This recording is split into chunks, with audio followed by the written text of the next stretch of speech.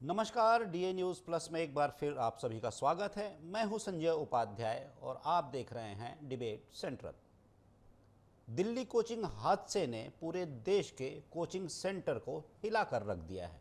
बिना सुरक्षा मानकों के चलाए जा रहे कोचिंग सेंटरों के खिलाफ प्रदेश सरकार भी अलर्ट मोड पर आ गई है। मध्य प्रदेश और छत्तीसगढ़ की कोचिंग सेंटरों की सुरक्षा मानकों सहित तमाम मापदंडों की जांच की जा रही है और यह भी कहा जा रहा है कि अगर गड़बड़ी पाई गई तो सख्त कदम उठाए जाएंगे। सीएम विष्णुदेव साय के निर्देश के बाद अलग अलग कोचिंग संस्थानों में कार्रवाई जारी है। कुल मिलाकर जांच जारी है। आज इसी मुद्दे पर हम चर्चा करेंगे क्योंकि देखिए ये बड़ा मुद्दा होता है। मैं आज का ये विषय चिंता का है, चिंतन का है, लेकिन मैंने आप लोगों को इसलिए बुलाया है, प्रवक्ता गणों को इसलिए बुलवाया है क्योंकि आप राजनीतिक दल से होते हैं, राजनीतिक दल की आप आवाज़ होते हैं, उनके विचार होते हैं और राजनीतिक दलों की ही यह प्रथम भूमिका होती है। उनका मूल होता है जन सरोकार के विषय, खासकर सुरक्षा जिसमें सबसे ऊपर है। और अगर बात सुरक्षा की आ जाए, उन बच्चों की, उन छात्रों की, उन युवाओं की, तब यह विषय और भी महत्वपूर्ण और गंभीर हो जाता है। समय समय पर ऐसी घटनाएं हुई हैं, ऐसे हादसे हुए हैं, कहिए घटनाएं नहीं, जिसने दिल दहला दिया और व्यवस्था पर कई बड़े सवाल खड़े किए कि साहब आप कर क्या रहे थे, क्या आपको ये दिखाई नहीं दे रहा था? आपको सड़कों के किनारे खड़े गुमटियाँ, ठेले, दिहाड़ी के काम करने वाले लोग तो नज़र आ जाते हैं, लेकिन ऐसे संस्थान जो मोटी फीस लेकर, मोटी रकम लेकर कोचिंग देते हैं बच्चों को, निश्चित रूप से एक बड़ी भूमिका निभाते हैं वो देश का भविष्य गढ़ने में। लेकिन बात जब सुरक्षा की आती है तब सवाल घूम कर वहीं आ जाता है कि सुरक्षा को लेकर वो खुद कितने जागरूक हैं और उन सब से भी पहले प्रशासन उसे किस दृष्टि से देख रहा था। क्या इंतजार था कि कुछ और हो जाए तब हम जागें? इसी पर आज हम चर्चा करेंगे अपने खास मेहमानों के साथ। पहले देखिए खास रिपोर्ट।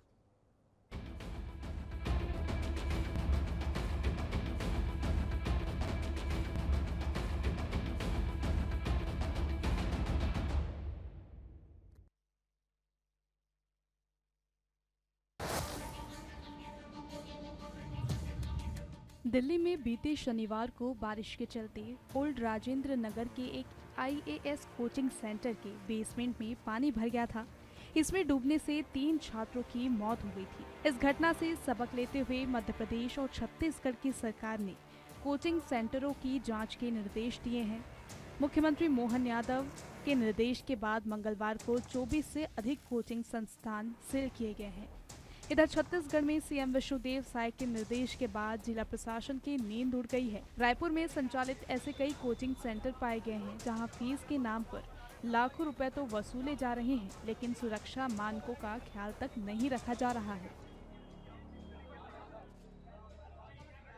दिल्ली में जिस तरह से हादसे हुए हैं ये अन्य प्रदेशों में भी ना हो, इसके लिए सभी जो प्रदेश के मुख्यमंत्री हैं अपने अपने आला अधिकारियों से रिपोर्ट मंगा रहे हैं कि कोचिंग सेंटरों की हालात किस तरह से है। छत्तीसगढ़ में भी मुख्यमंत्री विष्णुदेव साय ने ट्वीट करके सभी जो डीओ हैं उनसे यह जानकारी और रिपोर्ट मांगी है कि आखिर जो कोचिंग सेंटरों की हालात किस तरह से है। हालांकि एक कोचिंग सेंटर हम गए हुए थे, वहाँ का जो हालात है काफ़ी बेहतर तरीके से तो नज़र आया, लेकिन और कई प्रदेश में अन्य जो कोचिंग सेंटर संस्थान चल रहे हैं उनकी कई जो कोचिंग सेंटरों की हालात है वो काफ़ी जर्जर स्थिति में है। ऐसे में लगातार जो जांच की बात कही जा रही है वो कब होगी, यह देखने वाली बात होगी। शिक्षा मंत्रालय ने 16 जनवरी 2024 को कोचिंग सेंटर के रजिस्ट्रेशन और रेगुलेशन को लेकर दिशा निर्देश जारी किए थे। इसके मुताबिक कोई व्यक्ति कहीं भी प्राइवेट कोचिंग सेंटर नहीं खोल सकता है। कोचिंग सेंटर के इंफ्रास्ट्रक्चर को लेकर भी नियम है। स्टूडेंट के बैठने की पर्याप्त व्यवस्था, सेंटर में फायर सेफ्टी का होना, कोचिंग परिसर में सीसीटीवी कैमरे, first aid kit, ventilation, electricity की पर्याप्त व्यवस्था होनी चाहिए। इन सब मानकों को दरकिनार करते हुए सिर्फ व्यवसायीकरण पर ध्यान दिया जा रहा है। दिल्ली हादसे को लेकर के कुल मिलाकर के हमें ऐसा लगता है कि संस्थागत स्तर पर चूक हुई। हर साल उस तरह पानी भरा जाता है और जिस तरह उसका उपाय किया जाना चाहिए समय रहते हैं, हम हर वक्त चूक होने के बाद डैमेज कंट्रोल की बात करते हैं, लेकिन समय रहते सोचते नहीं हैं। एक चूक ने 3 जानें ले ली तो वो बड़ी चूक है और इस मामले में कड़ी कार्रवाई होनी चाहिए। जो भी लोग जिम्मेदार हैं, मुझे लगता है उनके खिलाफ एक्शन लिया जाना चाहिए। बड़ी सपने देखकर माता पिता अपने बच्चों को बड़े बड़े कोचिंग संस्थानों में एडमिशन दिलाते हैं। उन संस्थानों की छोटी सी अनदेखी एक बच्चे पर कितनी भारी पड़ती है, ये दिल्ली कोचिंग हादसे के बाद समझा जा सकता है। सवाल प्रशासन पर भी उठता है। अगर लाइसेंस जारी किया है तो प्रशासन की भी ये जिम्मेदारी बनती है कि वे समय समय पर संस्थानों का जायजा ले, न कि ऐसे किसी हादसे का इंतजार करने के बाद जागे। Bureau report, DA news plus.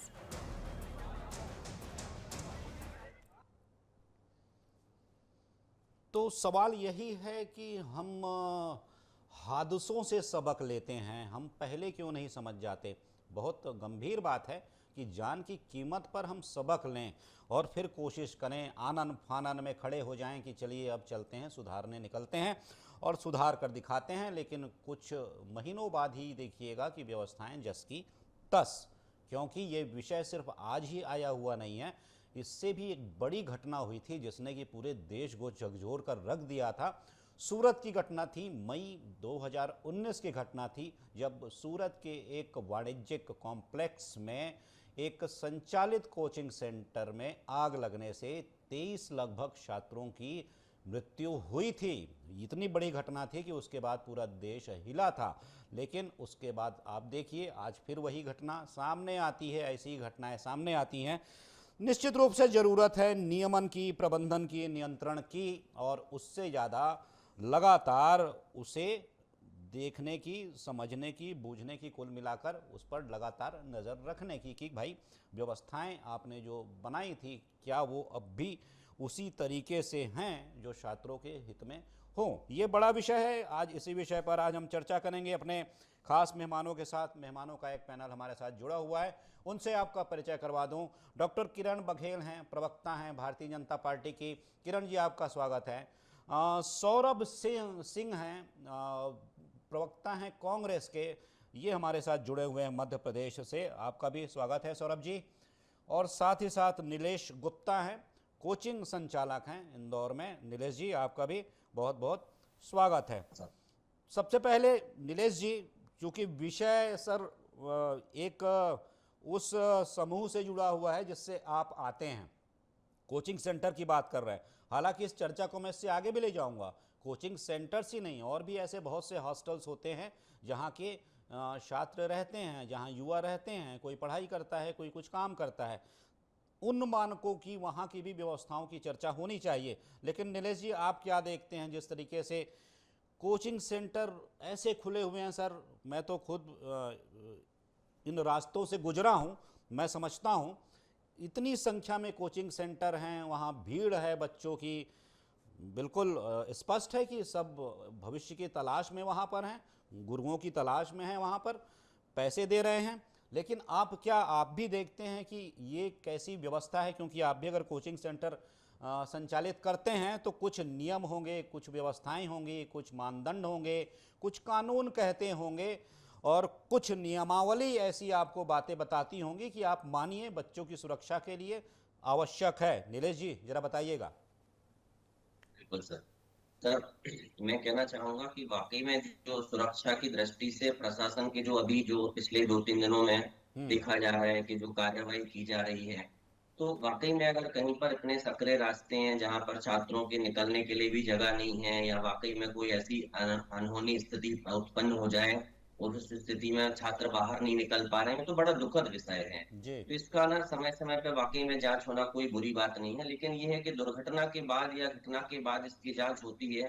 तो आपने जैसा बोला कि अगर पहले से हम जाग जाएं तो बहुत अच्छा है, तो समय रहते ये सारी चीजें होना चाहिए। और अब अगर आते हैं कि जैसे बेसमेंट में कोचिंग संचालन वाली बात है, तो केवल बेसमेंट में कोचिंग संचालन नहीं, जो जहां पर मान लेते हैं किसी बेसमेंट में होटल्स है या दूसरी भी सारी चीजें जहां पर ज्यादा समय तक लोग अगर वहां रुक रहे हैं, तो उन सारी चीजों पर भी फोकस होना चाहिए। जी और दूसरी बात, सुरक्षा की दृष्टि से केवल पानी वाला मुद्दा नहीं है। जी हाँ। बाकी जैसे आपने सूरत कांड बताया है, उन सबको अभी ध्यान रखना बहुत जरूरी है। अगर गवर्नमेंट की ओर से दिशा नीलेश जी, निर्देश क्या आप प्राप्त लोगों हुए को हैं तो कोचिंग सेंटर जब आप लोग खोलते हैं तब आप लोगों को ये बताया जाता है कि फायर सेफ्टी कैसी हो, उसके अलावा जो बाढ़ तो आप देख रहे हैं, पानी से सुरक्षा कैसी हो, अगर कोई आपदा की स्थिति आए तो निकासी की व्यवस्था कैसी हो, इसके अलावा और भी अगर कुछ घटनाएं ऐसी घटती हैं तो वहाँ पर प्राथमिक उपचार के क्या उपाय हों, ये सब कुछ आपसे कहा जाता होगा कि आप ये पहले सुनिश्चित कीजिए, या सर नहीं कहा ऐसे जाता? कोचिंग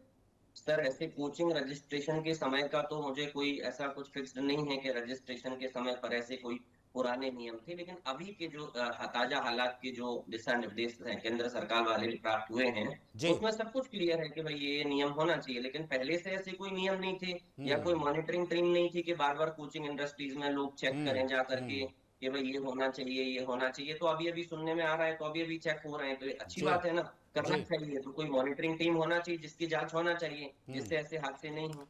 बिल्कुल। डॉक्टर किरण बघेल जी, आप भी सुन रही होंगी, विषय बड़ा गंभीर है। किरण जी, जैसा कि मैंने शुरुआत में ही कहा, चर्चा की शुरुआत में ही मैंने ये बात कही कि आप लोगों को शामिल, राजनीतिक विषय नहीं है कि आप अपना पक्ष रखें, ये तो एक जनहित का विषय है, चिंता का विषय है, जैसा मैंने शुरू में कहा, चिंतन का विषय है। ये जो घटनाएं होती हैं, मैं सरकारों की बात करूंगा, मैं किसी एक सरकार की बात नहीं करूंगा, क्योंकि जो भी सरकार जिस वक्त शासन में होती है, सत्ता में होती है, उसकी जिम्मेदारी होती है, वो सरकार उस जिम्मेदारी से नहीं बच सकती। तो ऐसी घटनाएं जब होती हैं तो आप क्या देखती हैं कि सरकारें, क्योंकि आप अभी सरकार में हैं, आप क्या देखती हैं कि सरकारें जो होती हैं, या फिर हम कहें सरकार की जो नीति होती है, जो सबसे नीचे आकर डिलीवर होती है, क्रियान्वयन की स्थिति में आती है, प्रशासन कहूँ, तो वो इन सब बातों को इतनी गंभीरता से लेते हैं कि ये ऐसे भी विषय हैं जो कि कभी इतने बड़े हो सकते हैं कि उससे देश हिल जाए? किरण जी। निश्चित कि उपाध्याय जी, जो बच्चों की जान गई उसके लिए बहुत उसके परिवार के लिए मैं गहरी संवेदना व्यक्त करती हूँ। उनकी कमी तो पूरी नहीं की जा सकती, लेकिन हम्म इस घटना से सबक लेकर सभी पूरे भारत में और सभी प्रदेश की सरकारें हो या कोचिंग इंस्टीट्यूट हो, जी कहीं ना कहीं सबक ले और आने वाली जो पीढ़ी है उनकी, ताकि ये घटना ना हो, आगे चल के इस पे एक कड़ी लगाम लगेगी। अगर हम्म इससे हमारे छत्तीसगढ़ की भाजपा की बात करें उपाध्याय जी, तो अब मध्य जी प्रदेश की बात हो या छत्तीसगढ़ की बात हो, हमारी सरकार ने त्वरित निर्णय लिया, त्वरित इस मामले का संज्ञान लिया है और ऑर्डर्स जारी किए हैं हम्म सेफ्टी को लेकर। छत्तीसगढ़ के कोचिंग इंस्टीट्यूट में बच्चों को लेकर मुझे जी लगता है बहुत स्वागत योग्य कदम है। और रही बात सुरक्षा मानकों की, तो निश्चित तौर पे इको हो रही है उपाध्याय जी बात, चलो टेक्निकली दिखाएंगे। जी हाँ, तो मैं ये कह रही थी कि अगर जब कोचिंग इंस्टीट्यूट खुलते हैं तो मुझे लगता है लाइसेंस से पहले इनको कुछ सुरक्षा मानकों को ध्यान में रखकर लाइसेंस दिया जाता होगा, या नहीं दिया जाता तो मुझे लगता है आने वाले समय में सरकार को कम से कम ये नीति तो जरूर बनाना चाहिए। छत्तीसगढ़ सरकार भी इस बारे में सोचेगी। फॉर्चुनेटली छत्तीसगढ़ में अब तक की कोई ऐसी घटना नहीं हुई है, लेकिन इस घटना से मुझे लगता है सभी प्रदेश की सरकारें सबक लेगी। भाजपा की सरकारें ने तो अपने निर्देश जारी कर लिए, मुझे लगता है जल्द ही जिस प्रदेश में कांग्रेस की सरकार है, मुझे लगता है इस मामले में संज्ञान लेना चाहिए। और एक तो पहले तो दोषियों के लिए कार्रवाई होनी चाहिए, कड़ी से कड़ी कार्रवाई होनी चाहिए, ताकि सबक लेके आगे ऐसी घटना ना हो। हजारों बच्चे सपने सजाकर उनके माँ बाप बड़े विश्वास के साथ उनको बाहर कोचिंग में भेजते हैं। मेरा खुद भी बेटा है और इस घटने के बाद मैं खुद भी बहुत कंसर्न हुई, जाके मैंने खुद इंस्टीट्यूट को देखा कि वहाँ सेफ्टी मानक क्या है। तो निश्चित तौर पर सरकार को, शासन प्रशासन को और कोचिंग इंस्टीट्यूट को, प्लस कोचिंग में पढ़ने वाले बच्चे और उनके परिवारों को भी इस मानक का एक सर्वे जरूर करना। बिल्कुल बिल्कुल, आपका ये कहना है, जैसा आप कह रही हैं, अभिभावक का भी कहीं ना कहीं ये कर्तव्य बनता है कि वो एक बार देखें कि बच्चा किस कोचिंग में किन दशाओं में पढ़ाई कर रहा है, या कैसी किन दशाओं में वो रह रहा है जहाँ पर रहकर वो पढ़ाई करता है। सौरभ जी आप सुन पा रहे हैं? जी सर जी सौरभ जी, जैसा कि मैं कह रहा था, तो ये बात हो रही थी, मैंने पहले ही कहा राजनीति का विषय नहीं है। आप क्या किस तरीके से देखते हैं ये जो बार बार एक बात आती है कि घटना जब हो जाती है तब हम सबक लेते हैं, उसके बाद जागते हैं, ऐसी कोई व्यवस्था क्यों नहीं बनती? मैंने स्पष्ट पहले ही कहा कि मैं राजनीति से हट के आज का विषय है उसलिए बात कर रहा हूँ मैं, क्योंकि मैंने पहले कहा, फिर से दोहरा रहा हूं कि चूंकि आप राजनीतिक दल से जुड़े हुए लोग हैं, आप लोगों की भूमिका ज़्यादा बड़ी होती है जन कल्याण के विषयों पर, तो आप भी क्या ये समझते हैं कि ऐसे विषयों की सघन और नियमित एक समीक्षा होनी चाहिए? मॉनिटरिंग की बात कह रही थी किरण जी, लगातार इसकी मॉनिटरिंग होनी चाहिए कि कैसी क्लासेस खुल रही हैं, क्योंकि उन क्लासेस का रजिस्ट्रेशन जो होता है, वो जो कक्षाएं जो कोचिंग संचालित होती है, उनकी अनुमति तो खैर सरकार ही देती है सर, प्रशासन ही देता है उनकी अनुमति, फिर प्रशासन ही उन पर कार्रवाई करता है। सौरभ जी। देखिए सर, क्या थोड़ा सा इस बात को हमको थोड़ा विस्तार से समझना होगा। जी हाँ। क्योंकि देश में लगभग 70,000 कोचिंग्स हैं। जी हाँ। और उसी के साथ 60,000 करोड़ का व्यापार होता है कोचिंग के नाम पे। बिल्कुल। 18,000 करोड़ की जीएसटी हम ले रहे हैं। तो ये छोटी मोटी बात नहीं, ये घटना एक उदाहरण नहीं आप बना सकते। आप इस बात को समझिए कि हमारे देश में अगर कोई घटना हो रही, उसके बाद हम क्यों सीख ले रहे हैं। ये तो चलिए ठीक है, 3 बच्चों की बात है, फिर वो चाहे श्रेया हो चाहे तान्या हो, लेकिन हमको ये तो समझना होगा ना कि हो क्यों रहा है। बिल्कुल। हम कार्रवाई किस पे कर दें? कार्रवाई हम सोच रहे हैं कि अगर हम कोचिंग के ऑनर पे कर देंगे वहीं से बात खत्म नहीं हो जाएगी। कार्रवाई होनी चाहिए तो एमसीडी के चेयरपर्सन पे होनी चाहिए, कमिश्नर पे होनी चाहिए, मेयर पे होनी चाहिए, एमपी पे होनी चाहिए, एमएलए पे होनी चाहिए, सीएम पे होना चाहिए, इवन पीएम पे भी होना चाहिए। क्योंकि लापरवाही तो सबकी है। सिर्फ किसी को रजिस्ट्रेशन दे देना मतलब परमिशन नहीं दे दी कि आप किसी भी तरह की लाइब्रेरी चला सकते हैं या फिर कोचिंग इंस्टीट्यूट चला सकते हैं, उसका निरीक्षण करते रहना भी तो जिम्मेदारी हमारी ही है। बिल्कुल। तो इस बात को हम ध्यान दे साहब कि इनकी आवाज सुनेगा कौन।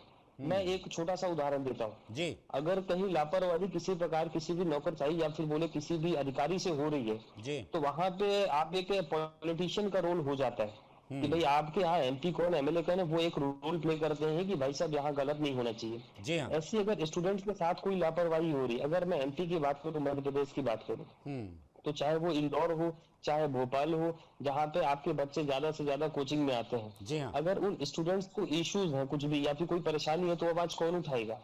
अगर एमपी नहीं सुन रहा है, एमएलए नहीं सुन रहा है, प्रशासन नहीं सुन रहा है, तो वहां पे अगर कोई आवाज उठा सकता है तो वो होते हैं स्टूडेंट्स लीडर। लेकिन दुर्भाग्यपूर्वक है कि हमारे यहाँ मध्य प्रदेश में छात्र संघ चुनाव पे रोक लगा दी गई है। और जब छात्र संघ चुनाव नहीं होता है तो ऐसे जो स्टूडेंट के इश्यूज होते हैं वो बाहर नहीं आ पाते हैं। इसलिए मेरी मांग है कि आप बिल्कुल कोचिंग्स को लेके, कॉलेजेस को लेके, यूनिवर्सिटीज को लेके आप बिल्कुल स्ट्रिक्ट हो, लेकिन इस चीज का भी विशेष ध्यान दें कि इस स्टूडेंट्स की आवाज अगर कोई नहीं उठ पा रही है तो उसका कारण क्या है। और मेरा ये मानना है कि उसका कारण है सिर्फ और सिर्फ छात्र संघ चुनाव। उसको कराएंगे तो बहुत सारे ऐसे सौरभ जी आपकी जो बात है वो अपनी आपकी बात है, लेकिन मैं ये कह रहा हूँ कि मैं ये मानता हूं कि वह दिन सबसे बेहतर होगा, वो व्यवस्था सबसे सुंदर होगी जब आप एक छात्र की आवाज़ सुन ले, एक आम जो स्टूडेंट है आप उसकी आवाज़ सुन ले। क्योंकि एक छात्र ने बकायदा, इस कोचिंग के छात्र ने बकायदा 26 जून को इसकी शिकायत की थी। और किससे शिकायत की थी? एमसीडी से शिकायत की थी। उसके बाद भी कुछ नहीं हुआ सर। तो आपको अगर स्टूडेंट लीडर तक जाना पड़ जा रहा है, आपको एमपी और एमएलए तक जाना पड़ता है सर, तो मैं उन्हीं व्यवस्थाओं की बात कर रहा हूँ। वो व्यवस्थाएं क्या कर रही हैं? कहाँ वो सुसुप्ता अवस्था में पड़ी हुई हैं व्यवस्थाएं, वो जिनका ये काम है ये करना। फिर भी अगर एक शिकायत होती है तो वो सुनी नहीं जाती, उसका परिणाम ये होता है जो आपके सामने है। नीलेश जी थोड़ा सा एक बात बताइएगा, क्योंकि एक बात मुझे और भी समझनी है। जब ये जांच होती है, जांच होने के बाद मैं देख रहा था, सुन रहा था कि इस संस्थान पे ताले जड़ दिए, उस संस्थान को बंद कर दिया, ये कर दिया। सर ये कौन सी बात हुई? बंद कर दिया। अगर बंद कर दिया, मान लीजिए आप भी एक कोचिंग के संचालक हैं, अगर किसी का बच्चा उस संस्था में पढ़ रहा है, उसने फीस भरी हुई है, पढ़ाई उसकी प्राथमिकता है, वो संस्थान में इसलिए गया है क्योंकि उसका एक एक दिन महत्वपूर्ण है, एक एक घंटे महत्वपूर्ण है। बंद करके एक तो आप पढ़ाई रोक दे रहे हैं, पढ़ाई बाधित हो रही है। दूसरी बात यह है कि उसकी रकम वहाँ पर डूब रही है। वो कब तक इंतजार करे कि ये कोचिंग फिर से कहाँ खुलेगी और फिर उसका संचालन होगा। इसलिए क्या यही सबसे महत्वपूर्ण नहीं कि जब कोचिंग खुले तभी ये देख लिया जाए कि भाई साहब अब खोल कहाँ रहे हैं, कोचिंग किस दशा में खोल रहे हैं, भौतिक स्थितियाँ क्या हैं, सुरक्षा के वहाँ पर क्या उपाय हैं, आगे फिर सब ठीक। नीलेश जी। बिल्कुल सर, सर बिल्कुल आप सही बोल रहे हैं कि जैसे ही कोचिंग का रजिस्ट्रेशन के लिए कोई अप्लाई करता है, जी आप बिल्कुल त्वरित कार्यवाही करिए, उसी समय उसका भौतिक सत्यापन करिए, सुरक्षा मानकों पर कोई कितना खरा है, भाई बेसमेंट की स्थिति, पानी को लेकर क्या है, विद्युत व्यवस्थाएं कैसी हैं, भाई आगे कोई अनहोनी नहीं हो, उसी समय रजिस्ट्रेशन के प्रोसेस में ये सब होना चाहिए। और आगे बिल्कुल नियमावली वगैरह आ रही हैं जो अभी जो आई हैं उसमें ऐसा सब लिखा हुआ है। जी लेकिन अब चूंकि जो दुर्घटना घटना हो गई है, उसके बाद सीधे कोचिंग संस्थानों पर ताले लगाना एकदम से ये थोड़ा सा मुझे अजीब लगा है। तो खैर प्रशासन जो कर रहा है वो तो उनके हिसाब से जायज ही है, लेकिन मेरा मतलब ये कि जिन बच्चों ने फीस भरी होगी, ताले लग गए हैं, जो आप मुद्दा उठा रहे हैं, बिल्कुल उसको लेकर ये कि कुछ सब ट्रेडिशनल रास्ता उनको निकालना चाहिए, उनको जी समझाइश देनी चाहिए कि आप भाई बेसमेंट से बंद करिए, एक सही जगह पर आप कोचिंग खोलिए, तो भाई छात्रों का भी नुकसान नहीं हो, पालकों का भी नुकसान नहीं हो, उन्होंने भी फीस भरी और संचालकों को भी कोई व्यवस्था प्रॉपर मिले, तो वो भी प्रॉपर काम कर सकते हैं। ठीक है शिल्पी किरण जी, डॉक्टर किरण बघेल जी, जैसा कि आपसे मैं एक बात जानना चाहूँगा, आप बता रही थी कि सरकारों ने कदम उठाया है, तो जरा ये बताइएगा मैडम, संक्षेप में बताइएगा कि सरकार किन मानकों की जांच कर रही है इन संस्थाओं में और अभी की क्या स्थिति है? ऐसे कितने संस्थान मिले हैं जो कि मानक स्तर पर नहीं हैं? देखिए उपाध्याय जी, आज तो घोषणा की गई है और मुझे लगता है आने वाले समय में इसकी चेकिंग होगी। जो भी सुरक्षा से रिलेटेड नियम होंगे, चाहे वो बिजली की बात हो या पानी की बात हो, या मुझे लगता है और भी जो व्यवस्थाएं होंगी जो कि सुरक्षा से रिलेटेड हो, तो मुझे लगता है इन सब के ही नियमों की जांच होगी। अगर ऐसे कुछ नियम नहीं बनेंगे तो मुझे लगता है नए नियमावली तैयार की जाएगी, जो जी कि बच्चों की सुरक्षा की बात होगी। और आप जो कह रहे थे कि ताले जड़ गए हैं, तो मुझे लगता है कोचिंग इंस्टीट्यूट को एक वैकल्पिक व्यवस्था जरूर करनी चाहिए। इस पे शासन प्रशासन को भी ध्यान देना चाहिए, क्योंकि समय हो या पैसा दोनों ही कीमती है, एक पेरेंट्स के बिल्कुल लिए और बच्चे के लिए। तो अभी मुझे लगता है कि वैकल्पिक व्यवस्था की व्यवस्था करनी चाहिए। और रही बात सरकार की, तो मुझे लगता है कि आने वाले समय में और चीजें क्लियर हो जाएगी उपाध्याय जी की जी किस तरह की जांच हो रही है और क्या क्या मानक रखे गए हैं, और उस पर पुनर्विचार करने की आवश्यकता है कि नहीं। जी आप सौरभ जी संक्षेप में बताइएगा, सर समय की थोड़ी बाध्यता है कि आप मध्य प्रदेश से हैं, कांग्रेस से जुड़े हुए हैं, क्या आप इस घटना, ये जो घटना है उसके पहले ये सारी चीज़ें सबके संज्ञान में आ जाती हैं और सब उस दिशा में देखने लगते हैं क्या ठीक हो रहा है क्या नहीं हो रहा है? इससे पहले कभी ऐसा दृश्य आपके सामने आया था, ऐसी व्यवस्थाओं को लेकर ऐसे सवाल आपके सामने आए थे कांग्रेस के नेता के रूप में या फिर कांग्रेस के अन्य नेताओं के मन में, तब जब आपकी सरकार रही हो, अब जब आपकी सरकार नहीं है, ऐसी अव्यवस्थाएं देखते थे आप, आवाज उठाते थे? नहीं सर, बिल्कुल आवाज उठा रहे हैं। मैं आपको बताना चाहता हूँ, सूरत की घटना हो चाहे मुखर्जी नगर की घटना हो, हमारे जी पास बहुत सारे ऐसे उदाहरण है जहाँ लापरवाही सरकार की हुई है। तो एक विपक्ष के नेता होने के नाते हमारी 2-3 मांग है जो सरकार को माननी चाहिए। बेसमेंट में आप कोचिंग क्लासेस या फिर लाइब्रेरी नहीं चलाएं, जी और एक लिमिटेड सीट रखे, 200 की अगर स्ट्रेंथ है 200 रखे, यानी कि 2000 भर लें आप फीस या फिर पैसे की लालच में। और उसी के साथ साथ अगर ऐसी कोई भी लापरवाही हो रही तो वहाँ पे बिल्कुल कोई भी जो भी इसका जिम्मेदार, उसको लाइफ टाइम इम्प्रिजमेंट की सजा होनी चाहिए। जी तो आप सभी इस चर्चा में जुड़े, विषय बड़ा है, चर्चाएं काफ़ी बड़ी हो सकती हैं, बहुत से और भी विषय हैं, लेकिन चूंकि समय की बाध्यता है इसलिए इस चर्चा को यहाँ विराम देते हैं। आप सभी इस चर्चा में शामिल हुए, डॉक्टर किरण बघेल जी आपका धन्यवाद, सौरभ सिंह जी आपका धन्यवाद, और साथ ही साथ नीलेश गुप्ता जी आप हमारे साथ जुड़े, आपका भी बहुत बहुत धन्यवाद। तो जो बातें हैं, मुख्य रूप से बात यही है कि उन सुरक्षा मानकों पर प्रशासन पहले गंभीर क्यों नहीं होता, जो कि आज एक बड़ा विषय बने हुए हैं और पूरे देश में जिसकी चर्चा हो रही है। पूरा देश का प्रशासनिक तंत्र जिसे अब दुरुस्त करने में जुटा हुआ है, जिसकी जांच करने में जुटा हुआ है, जिन पर कार्रवाई करने में जुटा हुआ है, तो यह स्थिति तब नहीं आती जब इस पर लगातार मॉनिटरिंग की जाती, इसकी लगातार मॉनिटरिंग की जाती। मैंने कहा कि प्रबंधन, नियंत्रण, नियमन और उसके साथ ही साथ एक जो सबक की बार बार आ रही है, बात आ रही है सामने, तो सबक लेने की कोई स्थिति ना बने। हम हमेशा तैयार रहें किसी भी प्रकार की आपदा विपदा से निपटने के लिए, खासकर इस प्रकार की, क्योंकि ऐसी स्थितियां जब बनती हैं तब यह भी विषय सामने आता है कि आखिर सरकारें, प्रशासन इस दिशा में पहले से कितने मुस्तैद थे।